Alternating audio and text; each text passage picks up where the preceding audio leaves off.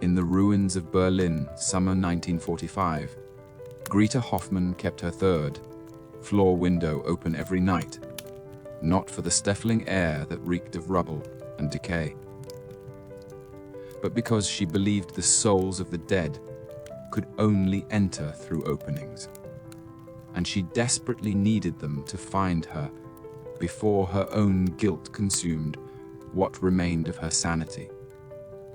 The apartment building on Prinzenstrasse had lost half its facade to Allied bombing, leaving Greta's flat exposed like a dollhouse with its front wall torn away. Most residents had fled or died, but she remained, clinging to the skeletal remains of her former life, with the obsessive determination of someone who knows that leaving would mean confronting truths too terrible to bear. Through that perpetually open window, she waited for Heinrich to return, though she had watched him burn, alive in the cellar 3 months earlier. The transformation of Greta Hoffmann from devoted wife and mother to something unrecognizable had begun on a February night, when the air raid sirens wailed across the city. She had been leading her neighbors down to the reinforced cellar of their building, as she had done dozens of times before, when she noticed Heinrich's labored breathing. Her husband of 22 years had been growing weaker, his persistent cough now accompanied by flecks of blood that he tried to hide from her. At 61, he was already considered old by wartime standards, and the rationed food had left him gaunt and frail. The cellar that night was more crowded than usual. Families from neighboring buildings sought shelter there, having lost their own safe spaces to bombing. In the flickering candlelight, Greta could see the faces of people she had known for years, now hollow-cheeked and desperate. There was Frau Müller from the bakery, clutching her infant grandson, whose parents had died in a factory bombing. The Rosenberg family huddled in one corner, their Jewish identity hidden behind forged papers and constant terror. Young Anna Weiss sat beside her paralyzed father, spooning thin soup into his mouth with the patience of someone far older than her 16 years. When the bombs began falling closer, the building shook with each impact. Dust rained from the ceiling, and someone began praying aloud in the Catholic manner that Greta had abandoned years earlier. Heinrich's coughing grew worse, each spasm seeming to tear something vital from his chest. She held him against her, feeling his ribs through his threadbare shirt, and realized with crystalline clarity that he was dying regardless of whether the bombs found them that night. The moment of her moral collapse came not with dramatic revelation, but with a simple arithmetic calculation. The cellar was overcrowded, oxygen was running low, and every person present was consuming precious air that might determine who survived until morning. She looked at her dying husband, then at the infant in Frau Müller's arms, at young Anna tending her invalid father, at the hidden Jewish family whose very presence endangered everyone else if discovered by authorities. In that suffocating darkness, surrounded by the smell of unwashed bodies and mounting fear, Greta Hoffmann made a choice that would haunt her for the remainder of her days. She pressed her hand over Heinrich's mouth and nose during his next coughing fit, holding firm as his eyes widened in shocked recognition of her betrayal. His struggles were weak, barely noticeable amid the chaos of falling bombs and whispered prayers. To anyone watching, it would have appeared that she was simply comforting her dying husband through another spell of illness. Heinrich's eyes never left hers as the life faded from them. In those final moments, she saw not accusation, but a terrible understanding, as if he recognized the same capacity for necessary evil that the war had awakened in countless others. His death was quiet, unremarkable in a cellar full of people expecting their own ends at any moment. When others noticed he had passed, they offered their condolences and helped her arrange his body with the dignity that wartime circumstances allowed. But Greta's descent into darkness had only begun. The relief she felt at no longer having to share her meager food rations, no longer having to tend to Heinrich's increasing needs, brought with it a shame so profound that it seemed to alter her very molecular structure. She discovered that murder, once committed, created an appetite for itself. The Rosenberg family's hidden identity became leverage rather than secret solidarity. She began reporting suspicious activities to the remaining Nazi officials, trading the lives of neighbors for additional food and fuel allocations. Her reports were clinical, efficient, designed to appear as the patriotic duty of a loyal German widow, rather than the calculated survival strategy they truly represented.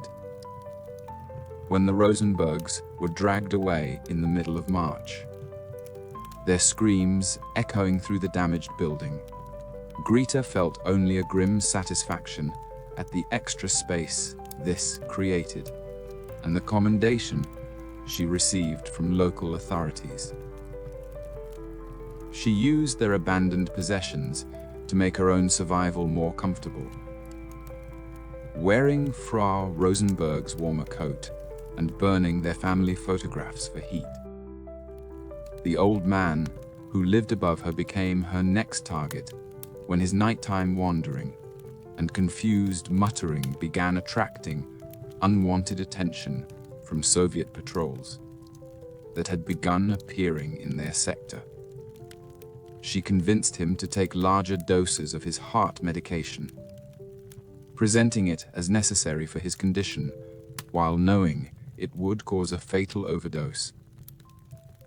His death appeared natural, another casualty of age and wartime stress, but it eliminated a liability while providing her access to his hoarded supplies. By April, as Soviet forces tightened their grip on Berlin, Greta had become a creature of pure survival instinct, wrapped in the appearance of a grieving widow. She maintained her facade of respectability through careful attention to her appearance and demeanor, ensuring that neighbors saw her as a victim of circumstance rather than an architect of others' destruction. When food became critically scarce,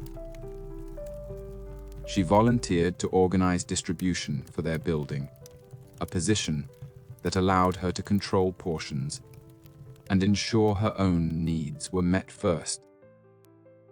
The young mother on the second floor presented a more complex challenge. Anna Weiss had managed to keep herself and her disabled father alive through resourcefulness and determination. But their survival came at the cost of resources that Greta coveted. She began a campaign of psychological warfare designed to drive them away, spreading rumors about the father's increasingly erratic behavior and suggesting that his condition might be infectious. When this failed to achieve the desired result, she took more direct action.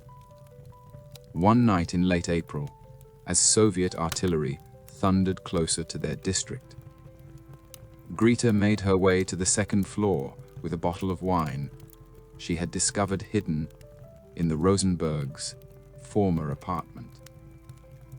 She presented it to Anna as a gesture of solidarity between the last residents of their damaged building, a way to maintain morale in their final days before evacuation or capture. The wine had been carefully treated with a combination of cleaning chemicals that would cause severe gastric distress while maintaining its taste and appearance.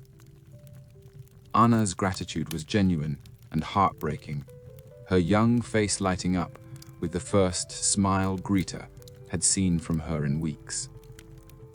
They drank together in the candlelit apartment, while the old man slept fitfully in his bed, sharing memories of better times and hopes for survival beyond the war's end.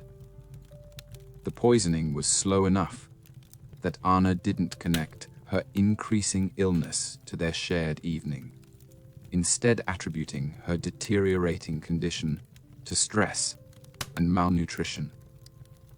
As Anna weakened over the following days, Greta positioned herself as a helpful neighbor, offering to care for the invalid father while the young woman recovered.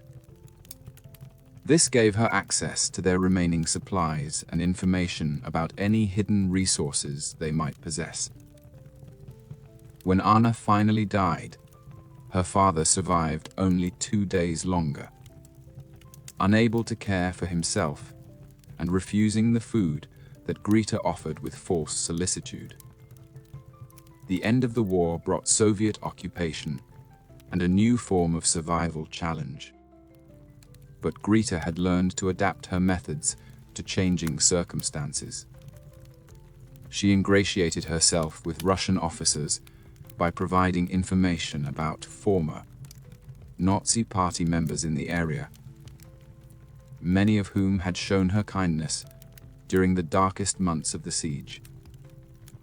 Her linguistic abilities and apparent vulnerability as a widow made her valuable to the occupying forces, providing her with protection and privileges that she leveraged ruthlessly.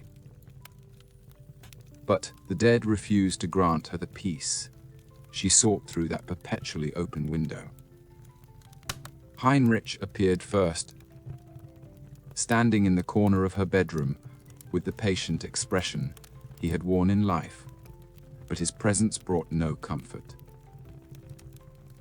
Instead, he seemed to be waiting for something, an acknowledgement or confession that she could never bring herself to make. The Rosenbergs came next, their entire family crowding into her small apartment with the quiet dignity they had maintained even in death. Anna Weiss was the most persistent visitor, her young face bearing an expression of confusion rather than accusation, as if she still couldn't understand how someone she had trusted could have orchestrated her destruction with such calculated precision. The old man from upstairs wandered through her rooms with the same confused movements he had made in life, searching for something he could never quite find. Summer turned to autumn, and still Greta kept the window open, convinced that the increasing cold would somehow purge her of the guilt that had become her constant companion. She began talking to her spectral visitors, explaining her actions in terms of necessity and survival, but their silent presence offered no absolution. The logic that had seemed so clear during those desperate months now appeared hollow and self-serving when spoken aloud to the dead. The living avoided her as much as possible, sensing something fundamentally altered in her character, even if they couldn't identify its specific nature. New residents moved into the rebuilt portions of the building, but they rarely engaged with the strange widow, who kept her window open regardless of weather, and was sometimes heard talking to empty rooms late at night. Children, were instinctively frightened of her, crossing to the other side of the hallway when they encountered her in the building's corridors. As winter approached and the first anniversary of Heinrich's death drew near, Greta realized that her vigil at the open window had become less about seeking forgiveness and more about prolonging her punishment. The cold that numbed her fingers and made her breath visible in frozen clouds was a form of penance that felt appropriate for someone who had discovered such terrible truths about her own capacity for evil. She had survived, but survival had cost her everything that made life worth living. The window remained open because closing it would mean accepting that the dead were truly gone, that her crimes had been committed against people who could never return to offer forgiveness or condemnation. In the space between those window frames, she existed in a liminal state where guilt and hope intermingled, where the possibility of redemption could coexist with the certainty of damnation. On the coldest night of that first post-war winter, as snow began falling through her open window and collecting on the wooden floor of her apartment, Greta Hoffmann finally understood that the dead had been visiting her not to grant forgiveness, but to ensure she never forgot the weight of her choices. They came not as accusers, but as witnesses, silent observers of a woman who had sacrificed her humanity for survival, and now faced the far more difficult challenge of learning to live with what she had become. The window would never close because Greta Hoffmann would never stop needing it open, would never stop waiting for a forgiveness that could only come from within herself, and would never find the courage to either seek that forgiveness or accept its impossibility. In that perpetual opening between her ruined life and the hostile world beyond, she had found the perfect punishment for someone who had learned too late that survival without soul is merely another form of death.